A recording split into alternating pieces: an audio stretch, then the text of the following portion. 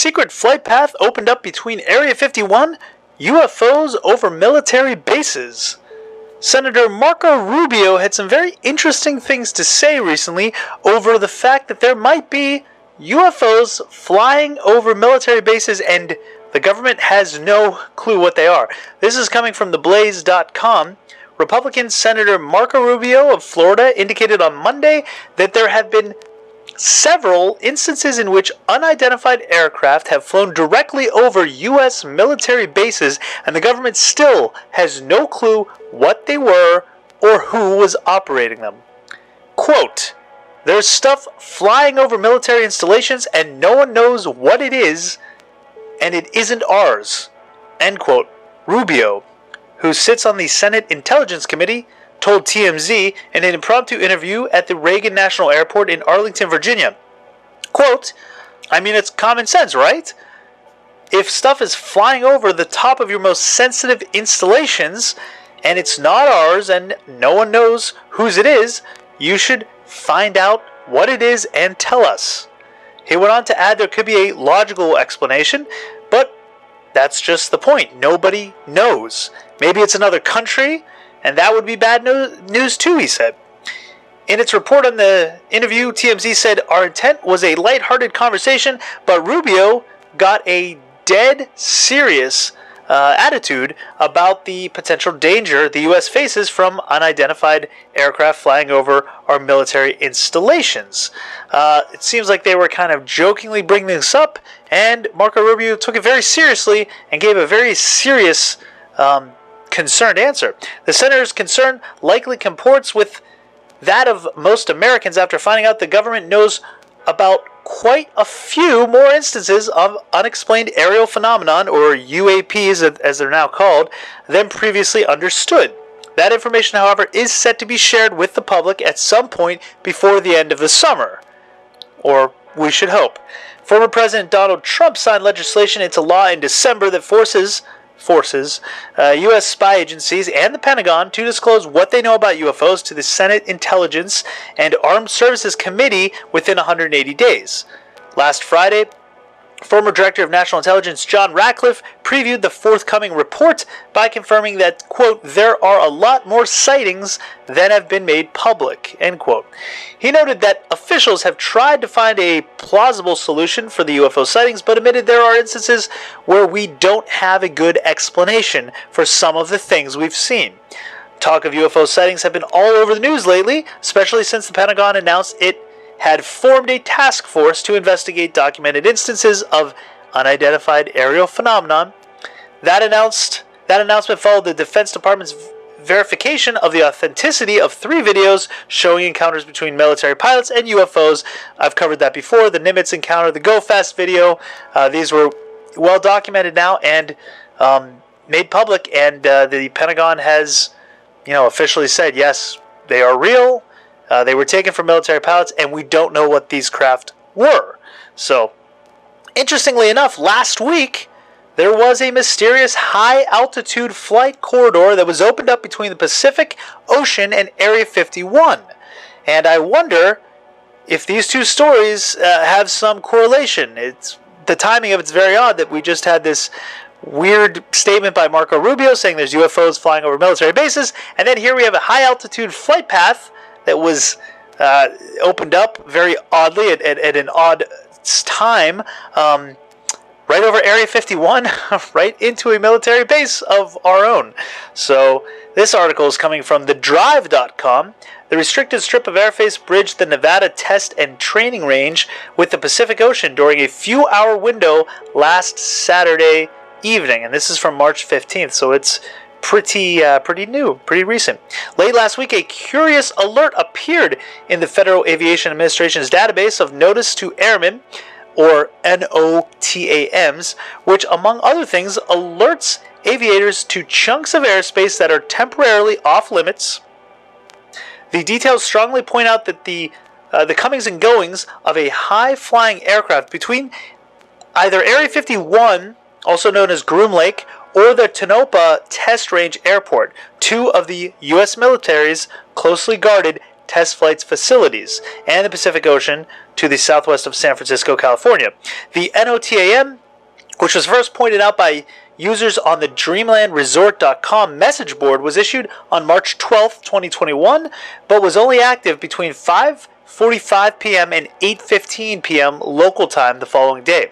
This is a very odd time when military aviation training and testing activities is usually at a minimum. So this isn't a time where they're usually testing things like this. It's a very low time, it's a very odd time for them to be doing this. The notice outlined a path 20 nautical miles wide and 426 miles long at an altitude between flight level 450 and flight level 600, which is 45,000 feet to 60,000 feet. The exact route defined by a series of named waypoints can be plotted using tools available on the website ForeFlight, as seen below, and the image is up in the corner here. And you can see it's coming out from over the ocean, Pacific Ocean. It hits an area towards the coast around San Francisco, starts going south for a number of miles, and then cuts across the California landscape into Nevada, where it finally lands there. If one starts in the west, the route consists of a stretch of 104 nautical miles long between the Pacific Ocean and the waters southwest of San Francisco. The next leg runs 54 miles south to an area just west of Monterey, California, before turning inland over a relatively sparsely populated route across California and into western Nevada for the remaining portions. Of course, it goes across a very sparsely populated route. The flight path ends right at the edge of a parcel of restricted military airspace in Nevada, referred to as R-4807A, which is a part of the U.S. Air Force's sprawling Nevada test and training range. To the north of R-4807A is R-4809, where the Tonopah Test Range, or the TR, and its associated airport lie. To the south is R-4808N, which inside it sits what's known as the box, and that is the heavily restricted airspace around Area 51, the box. So that's right to the south of where this mysterious craft landed. This restriction is called the stationary ALTRV, which stands for the Altitude Reservation Approval Request. In this case, it appears to have offered a sanitized bridge between the NTTR and the Pacific for a high-flying aircraft. This aircraft would not have to communicate or turn on its transponder. It does not have to turn on the transponder, so it's basically flying dark during the flight. A source familiar with the standard air traffic control procedures tells the War Zone the following in regards to such a restriction. There's plenty of ops that never talk on the radio or turn on a transponder. They just call on the phone to activate airspace. Then call when they're done. The airspace is protected. The aircraft does not need to talk or squawk while it is out there. The route itself is interesting for a number of reasons. It is very similar to ones the War Zone has seen outlined in previous NOTAMs a handful of times in recent years, all transiting between the NTTR and areas off of the California coast. The most recent one, a number of months ago, began from right near the Creech AFB Air Force Base and extended over Central California and then out to sea. Also of interest is that one airplane tracker recently mentioned to the War Zone that transiting in the vicinity of Monterey was a way secretive aircraft that had been moving from desolate ranges in the south out to the Pacific.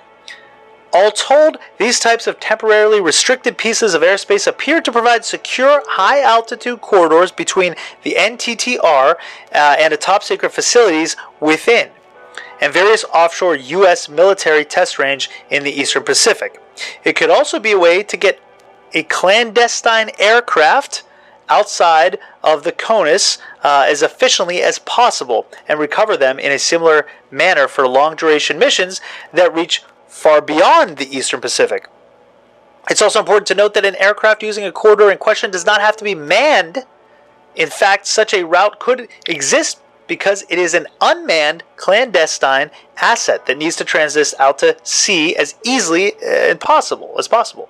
As to what the aircraft could be, Well, there's a number of possibilities. There's the RQ-170, which is a drone that kind of looks like the B-52 style bomber design, a very triangular shape. There's also the RQ-180, which is another possibility. These are both unmanned drones, and it could have been either one of those, or it could be something completely different. They don't know. This is just a guess. Plane spotters who religiously monitored radio chatter around the NTTR for hints about movements to or from sites such as Area 51 and the TTR did not hear anything that appeared relevant to movement along that route at the time on air traffic control's channels. It is possible the aircraft's mission was scrubbed, or this could be very well a feature of the mission. In the past, when we saw similar postings, no word ever came of any odd radio traffic or tracking info from spotters. In other words, the aircraft is probably very good at not being seen or heard. So, very interesting stories here. We have this interesting clandestine mission of some kind of aircraft that we don't know what it is. The military obviously was involved in this case, as it did land near Area 51 at one of the Nevada testing ranges. And then the comments of Marco Rubio saying that there are unidentified aerial phenomenon, UFOs, flying over military bases that aren't ours, and we don't know what they are. So, mixed messages as per the norm when it comes to this kind of thing. It seems like either part of the government is in the know while the other part is not, or no one's in the know and these things are out of our control, either another country or worse, another intelligence that is not of this earth, whether that be interplanetary or interdimensional. That's up for debate, but there are very odd sequences of events here by a senator, and then people spotting, finding out about this secret mission. Interesting. So I'll leave it up to you to decide what this could mean. One thing I am hoping for is by the end of summer, the 180 days is up, and we do find out more in this release, this UFO release that they must do to the intelligence communities. We'll see how much is actually in there, but it is something to look forward to at the very least. So tune in 6 o'clock Pacific Standard Time on Sunday nights as we enter the unfamiliar on our live show, where we talk about the UFO phenomenon, paranormal events, biblical prophecies, strange mysteries, and hidden histories. Thank you for watching.